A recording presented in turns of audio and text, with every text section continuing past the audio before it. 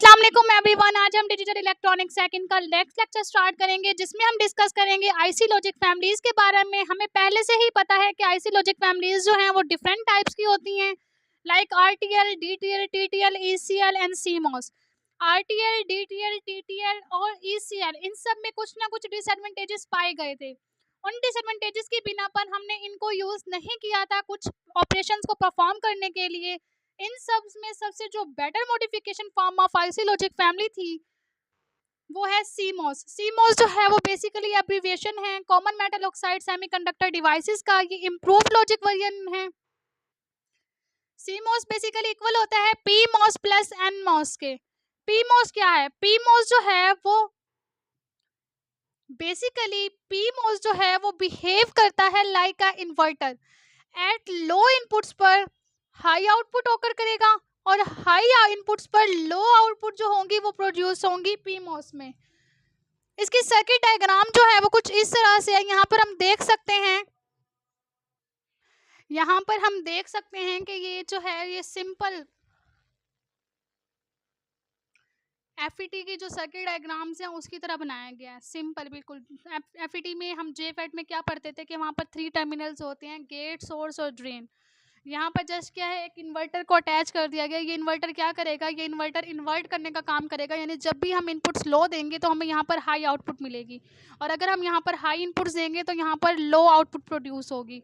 इसकी truth table जो है वो कुछ इस तरह से है, यानी जब हम इनपुट पे 0 देते हैं आउटपुट 1 प्रोड्यूस होती है, और जब हम इनपुट पे 1 देते हैं तो आउटपुट 0 प्रोड्यूस होती है।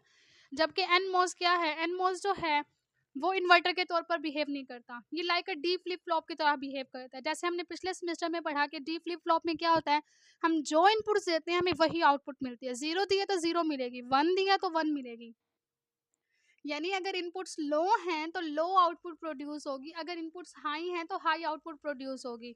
इसकी सर्किट डायग्राम में कोई इन्वर्टर यूज नहीं किया जाता, ये बिल्कुल सिंपल जेफेड की सर्किट डायग्राम या सिंबॉलिक डायग्राम की तरह है, gate, source and drain terminal.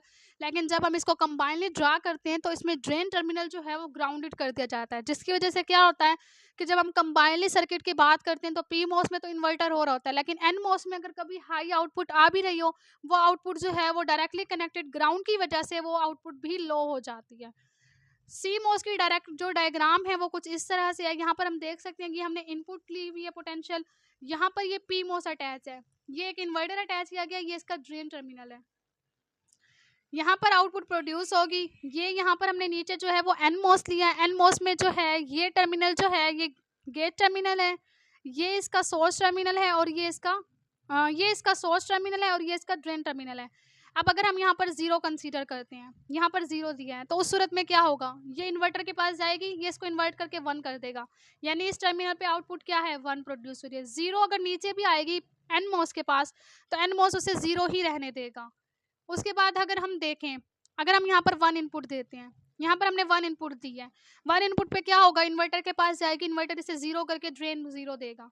लेकिन अगर ये 1 इनपुट जो है एन मोस के पास आएगी, एन मोस जो है वो 1 इनपुट पे हाई आउटपुट प्रोड्यूस होने चाहिए थे, लेकिन क्या होगा, यहाँ पर हाई की बजाय ये ग्राउंड पे डायरेक्टली कनेक्टेड होगा वीडीडी, तो ये बिल्कुल डायरेक्टली कनेक्टेड हो जाएगा ग्राउंड के साथ, जिसकी वजह से हाई इनपुट पे भी जो है लो आउटपुट प्रोड्यूस होगी। ये हम इसकी ट्रूथ टेबल से भी देख सकते हैं। जब हमने इनपुट्स पी मॉस और एन मॉस लिया, Q1 Q2, जब हम 0 इनपुट देते हैं तो पी मॉस जो है वो ऑन हो जाता है, आउटपुट 1 प्रोड्यूस होती है, जबकि एन मॉस 0 पे ऑफ ही रहता है। जब हम इनपुट 1 देते हैं पी मॉस ऑफ रहता है, एन मॉस ऑन तो हो जाता है, लेकिन ग्राउंड के साथ डायरेक्टली कनेक्शन की वजह से ये हमें आउटपुट फिर भी 0 प्रोवाइड करके देता है। अब इसके एडवांटेजेस क्या है कि हम सी मॉस लॉजिक फैमिली को यूज़ क्यों करते हैं, क्योंकि बहुत ज़्यादा सिंपल होती है, ये सुइटेबल होती है फॉर लो सैचुरेटेड इनपुट्स के लिए। मीन अगर हम लो इनपुट्स दे रहे हैं तो हमें हाई आउटपुट फिर भी मिलेगी। फैब्रिकेशन स्मॉल होती है इसकी, मतलब ये स्मॉल एरिया में जो है ये फैब्रिकेशन का पर्पस भी परफॉर्म करते हैं। इसका फैन आउट बहुत ज़्यादा हाई होता है, यानी ये एक्सटर्नल अगर हम एक्सटर्नल डिवाइसेस के साथ अटैच कर देंगे तो ये उसको भी ड्राइव कर सकती है। पावर डेसिपेशन इसका बहुत ज़्यादा लो होता है, यानी बहुत अच्छी डिवाइसेस है जिसमें एनर्जी का लॉस कम से कम होगा। नॉइज़ मार्जिन जो है ये 5 वोल्ट होता है, ये 5 वोल्ट तक ये नॉइज़ को इम्यून कर सकती है। अगर हम इनपुट पे 2 वोल्ट दे रहे हैं, नॉइज़ मार्जिन 5 आ रहा है, एरर जो है 5 का आ रहा है, तो ये 5 को ऐड करने के बजाय हमें 2 आउटपुट ही प्रोवाइड करेगी। इसके अलावा इसमें पावर यूजेज जो है वो बहुत ज़्यादा कम होता है।